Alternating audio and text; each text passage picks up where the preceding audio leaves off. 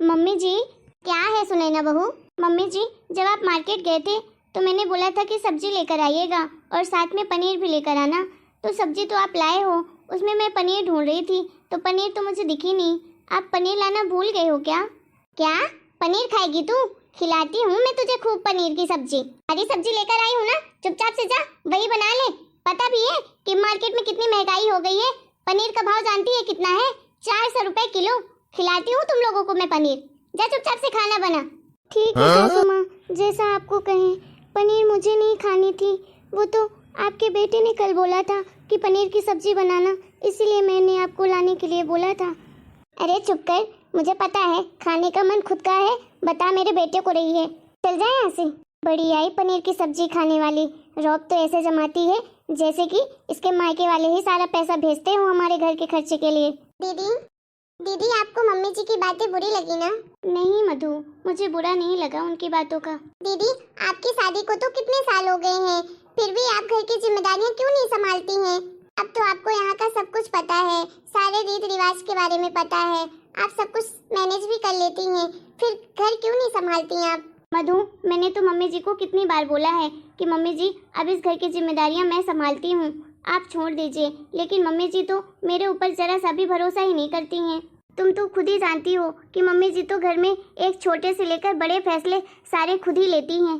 पहले तो ससुर जी कमाते थे, फिर उनके जाने के बाद दोनों बेटे कमाने लगे उनके।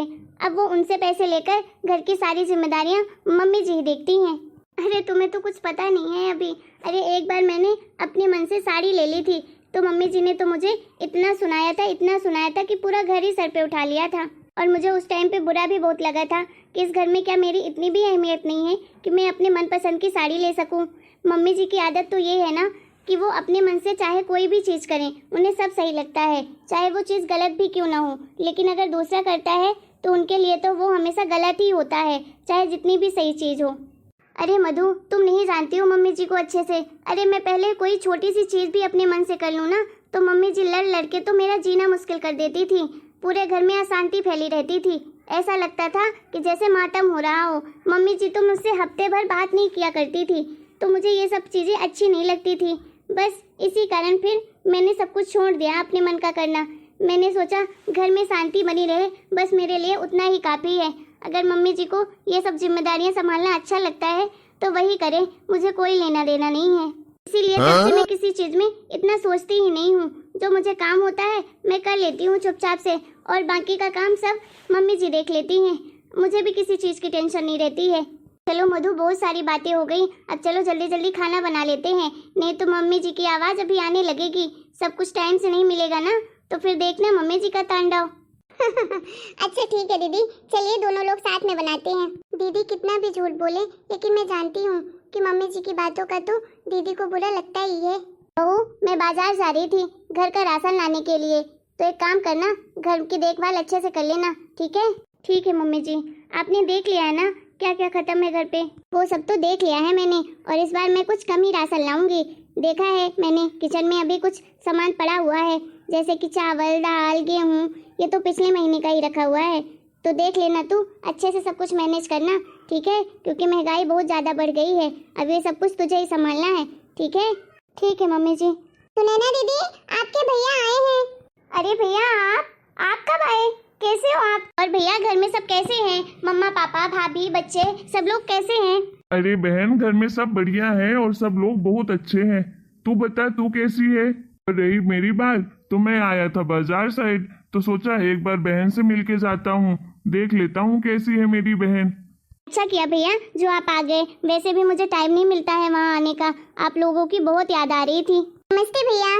नमस्ते मधु, कैसी हो तुम? मैं अच्छी हूँ भैया। चल मधु, तुम और भैया बातें करो, मैं भैया के लिए चाय नाश्ता लेकर आती हूँ। नहीं नहीं दीदी, आप अपने भैया के साथ बात करिए ना, मैं चाय नाश्ता लेकर आती हूँ। आप तो कितने दिन से बोल रहे थे कि आपको घर वालों की कितनी याद आ रही है। अब भैया आए हैं तो आप ढेर सारी बातें कर लीजिए, मैं तब तक चाय बना कर लाती हूँ। अच्छा ठीक है मधु। और छोटी, तू कब आएगी मायके अपने? मम्मी पापा तुझे बहुत याद करते हैं और बच्चे भी कहते हैं कि बुआ नहीं आई। याद तो भैया मुझे भी बहुत आती है। मम्मी जी आएंगी तो मैं उनसे पूछूंगी, अगर वो जाने के लिए कहेंगी तो फिर मैं जल्दी आऊंगी आपके यहाँ। हाँ हाँ ठीक है, मम्मी जी से अपने पूछ लेना, फिर आ जाना। बड़े बुजुर्गों से पूछ कर ही जाना चाहिए, आखिर घर की वो बड़ी हैं। वैसे बहन तेरी सास दिखाई नहीं दे रही है, कहीं गई है क्या? हाँ भैया, वो मार्केट गई हैं कुछ सामान लाने के लिए, बस आती ही होंगी। अभी तक मधु आई नहीं चाय नाश्ता लेकर। मैं देखती हूँ किचन में जाकर क्या कर रही है।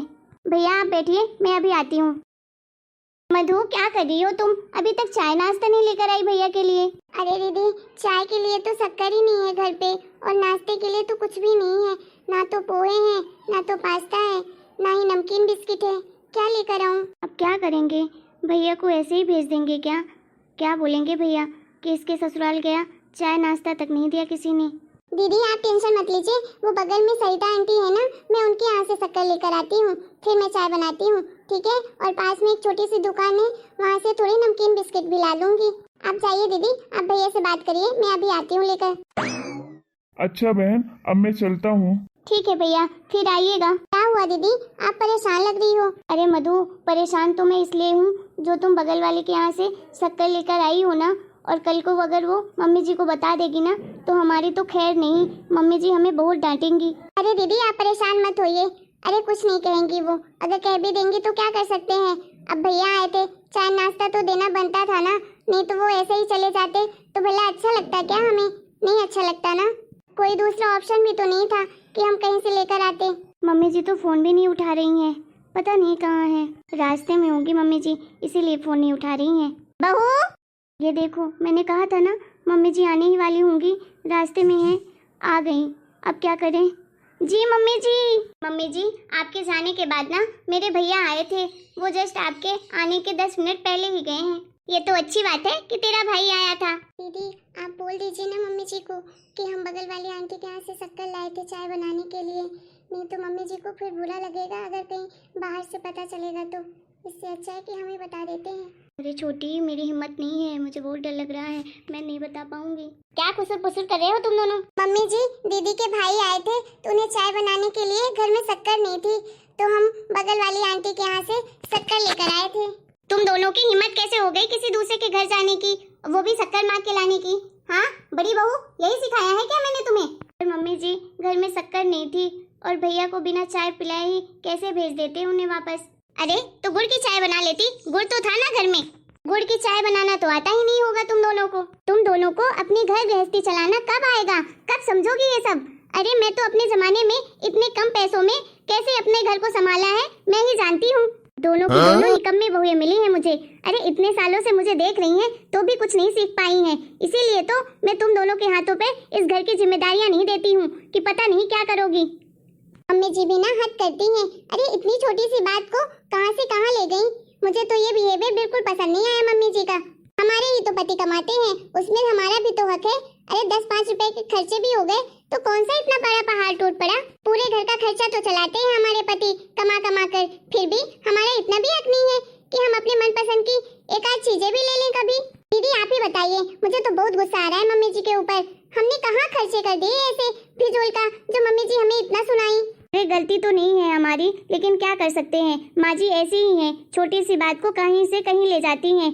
अरे हमारा हक क्या नहीं बनता है इस घर में बिल्कुल भी कि हम अपने मनपसंद के एक चीजें भी ले सके। अरे शक्कर ही तो लेकर आई थी तुम, उसमें कौन सा इतना बड़ा बवाल हो गया कि मम्मी जी को इतना गुस्सा आ गया। मम्मी जी को सोचना चाहिए हमारे बारे में, हम इस घर की बहू हैं, हमारा भी हक है इस घर में। क्या इतना भी हक नहीं है कि हम अपने मनपसंद की एक चीजें भी ला लें? मधु तुम्हारी तो अभी अभी शादी हुई है, ये सब तो मैं कितने सालों से झेल रही हूँ, लेकिन मम्मी जी को कहाँ दिखाई देता है। मेरे पति के पैसे पर तो मेरा 1 रुपए का भी हक नहीं है कि मैं अपने से कोई चीज ले पाऊँ।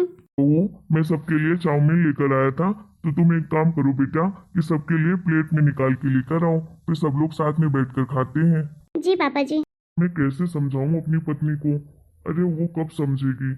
मेरे बेटे भी अच्छा कमाते हैं, वो भी सब कुछ अच्छे से मैनेज करते हैं, अच्छे समझदार हैं, मेरी बहुएं भी समझदार हैं, बस मेरी पत्नी है जो उसे कुछ समझ ही नहीं आता है। आज लगता है मुझे उससे बात करनी ही पड़ेगी, कुछ करूं तभी हो पाएगा, नहीं तो आखिर कब तक ये बहुएं उसका शासन झेल पाएंगी। सूरज की माँ, तुमसे मुझे कुछ जरूरी बात करनी है। सूरज के पापा बोलिए, क्या बात करनी है आपको? सूरज की माँ, जब हम दोनों की नई नई शादी हुई थी तो तुम्हारा मन था ना गोवा घूमने का, और हम फिर गए नहीं थे गोवा, क्योंकि हमारे पास तब तो इतने पैसे ही नहीं होते थे कि हम कहीं जा पाए घूमने के लिए। और जब मैं पैसे कमाने लगा तो तुम इस घर गृहस्थी के कामों में उलझ गई, सारी जिम्मेदारियां आ गई तुम्हारे ऊपर, दो दो बेटे हो गए, उनमें ही उलझी रह गई। और कभी तुम्हें छुट्टी भी मिलती थी तो गर्मी में ही मिलती थी, तो अपने मम्मी के यहाँ चली जाती थी या तो फिर किसी की शादी में चली जाती थी। यही सब होता रहा और तुम्हें कभी टाइम ही नहीं मिला घूमने का, हम कहीं जा ही नहीं पाए। उसके बाद तो तुम जैसे भूल ही गई कहीं घूमने जाने के लिए, इन घर गृहस्थी के कामों में ही उलझी रही और आज तक उसी में बिजी रहती हो। सूरज की माँ, मैं ये सोच रहा था कि हमने अपनी जवानी पे तो अपने सपने नहीं पूरे किए, तो इस बुढ़ापे पे ही कर लेते हैं। मैं सोच रहा हूँ कि हम लोग गोवा घूमने चलते हैं और वहीं से मुंबई भी जाएंगे, हर जगह घूमेंगे फिरेंगे।